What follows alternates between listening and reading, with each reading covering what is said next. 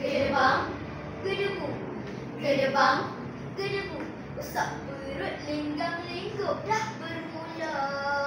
Pesta pantun tiba jua, saat yang dinanti. Adik abang siap siaga.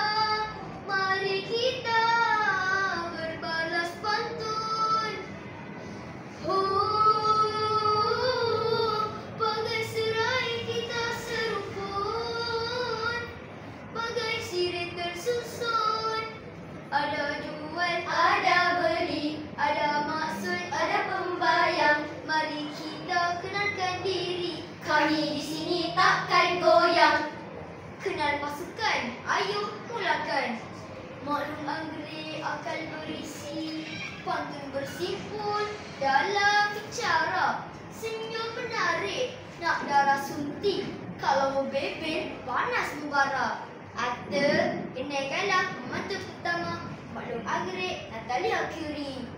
Pak Ngadama bergaya hebat, jalan tegak, senyum melirik. Kalau berpantun, berkerat-kerat, kemudian dengar tenganga galik.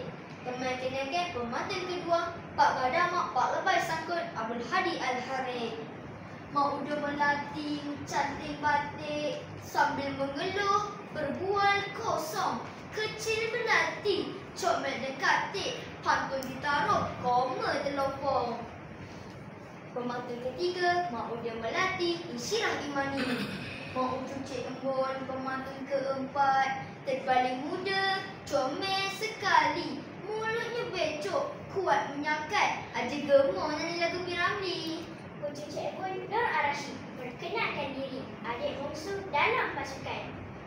Izinkan teman perkenalkan diri. Silalah. Turun ke baru, hendak menjala. Anjang Kirana, gelar diberi, membikin geruh pemantun kelima. Teman perkenalkan nama teman, Anjang Kirana, Armia Rais, Puluh Perindu. Mohonlah kita buka gelanggang. Atau mohonlah